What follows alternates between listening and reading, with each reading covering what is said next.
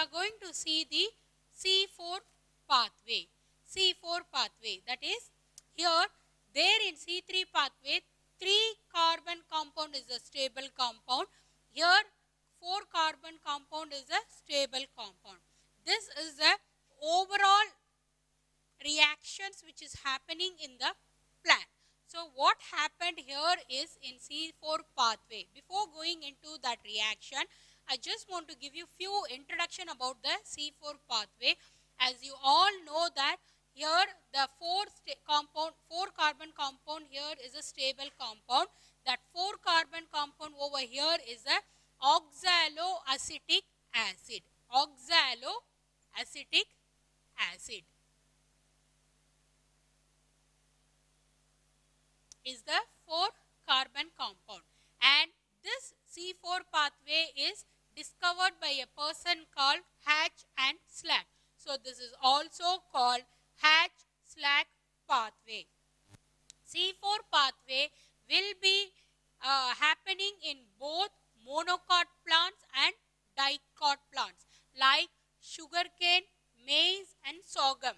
All these plants, the C4 pathway is possible. Here it has a unique structural anatomy. So this C4 pathway is also called Kranz anatomy. So C4 pathway has 3 names. One is Hatch-Slack pathway or Kranz anatomy. So what is exactly happening in the C4 pathway? So same, just like a C3 pathway, it has a 3 step, whereas in C4 pathway it has a only 2 step.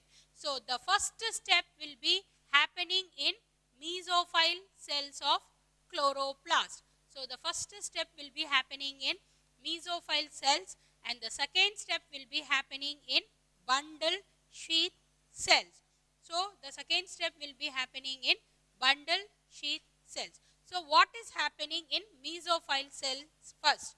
Okay, so this one box represents the mesophyll cells and this second box represents the bundle sheath cells. So first let us see what is happening in the mesophyll cells. So in this mesophyll cells, atmospheric carbon dioxide, the first step is in mesophyll step is the atmospheric carbon dioxide will be combined with 3 carbon compound of phosphoenol pyruvate.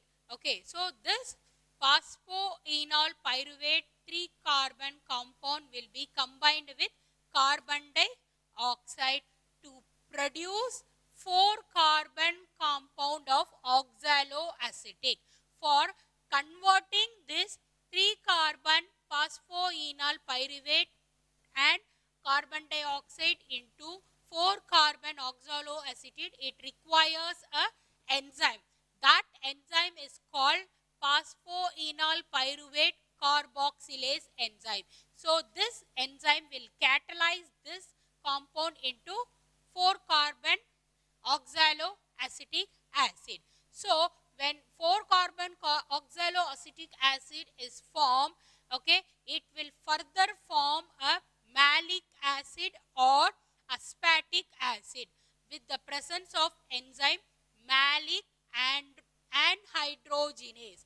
Malic and hydrogenase. So once the malic acid is formed, this malic acid will be transported into the bundle sheath cells of chloroplast via the plasmodesmata. So this malic acid will be transported through plasmodesmata to bundle sheath cells. So now here comes the bundle sheath cells. So once the malic acid transported to bundle sheath cells, it will undergo decarboxylation. Can you see here? Can you see here? One molecule of carbon dioxide is decarboxylated from the malic acid. So once from this malic acid, one molecule of carbon dioxide decarboxylated to form carbon dioxide and 3 carbon pyruvic acid. So 3 carbon pyruvic acid will be produced. Again, this 3 pyruvic acid again will enter into the mesophile cells for the conversion with the help of enzyme pyruvate phosphate dikinase. Okay, so this is a repeating step. I'll repeat again. Okay, the 4 carbon malic acid undergoes decarboxylation to form carbon dioxide and pyruvic acid. Carbon dioxide released here combined with 1 ribulose 1,5 biphosphate, that is, this released carbon dioxide will combined with RUBP, that is 1,5 ribulose biphosphate, and pyruvic acid from bundle sheath is transported again into the mesophile cells, and this ribulose 5-phosphate, when it is combined with carbon dioxide, it will produce into a PEPA, that is phosphoenol pyruvic acid. For that, 2 ATP molecules is required. 2 molecules of ATP molecules is required. Once this PEPA is produced, and this bundle sheath cells does not have a PEP enzyme, so instead of that, there is no PEP enzyme. So what happened is this 3 carbon phosphoglyceric acid again will enter into the Calvin cycle, that means C3 pathway, and if you take this overall reaction, C4 pathway requires 30 ATP molecules to produce 1 glucose molecule, whereas C3 pathway requires 18 ATP molecules to produce 1 glucose molecule.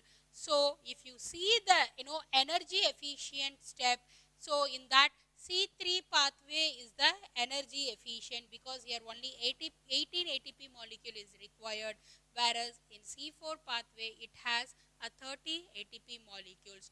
So again I'll repeat to summarize this C4 pathway. C4 pathway has 2 steps.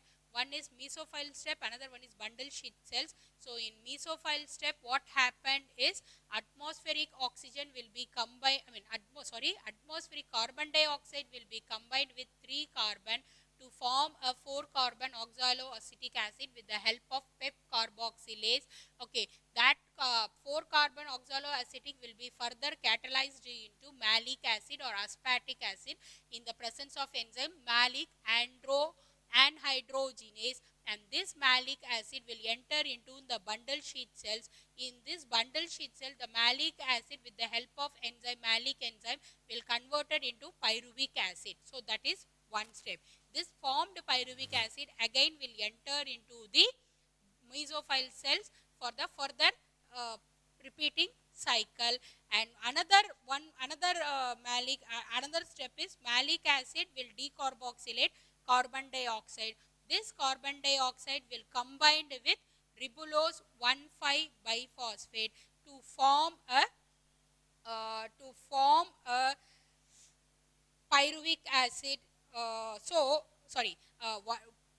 This carbon dioxide will combine with ribulose 1,5 biphosphate to form a 3-phosphoglyceraldehyde. So this 3-phosphoglyceraldehyde has an enzyme of phosphoglyceraldehydes. It does not have a PEP enzyme. So this 3 carbon PGA will be enter into the Calvin cycle. And if you compare the C3 cycle and C4 cycle, C3 requires only 18 ATP molecules to produce 1 molecule of glucose, whereas C4 pathway requires 30 ATP molecules to produce 1 molecule of glucose. So if you talk about the energy efficiency, C3 is the energy efficient pathway. So with this we have completed the C4 pathway. Next we move on to CAM pathway. Now we are going to see the another pathway, that is CAM pathway. CAM pathway is nothing but Crusleucian acid metabolism. this cramp pathway will be mostly happening in the xerophytes plants. If you take the xerophytes plants, there are three family which comes under the xerophytes. First one is Crassulaceae, Euphorbiaceae, Cactaceae. So this cramp pathway will be happening in Crassulaceae, Euphorbiaceae, Cactaceae. What is the unique features of this cramp pathway is, in this family plants, the stomata will be closed in the daytime and it will be open in the night time. So what happened is, carbon dioxide, atmospheric carbon dioxide will be fixed only during the night time, whereas in the daytime sugars alone will be formed. Okay, and this cramp pathway is similar to the C4 pathway, like in how we studied in C4 pathway, carbon dioxide fixation and Rubisco, the same it is happening in the cramp pathway. Only difference here in cramp pathway is there are two types of cells are involved in C4 pathway, whereas in cramp pathway no separations of cells. Both the carbon dioxide fixation and RUBISCO will be happening in the same cell. So the the mechanism will be the same, but the presence alone will be different. So this is about the cramp pathway.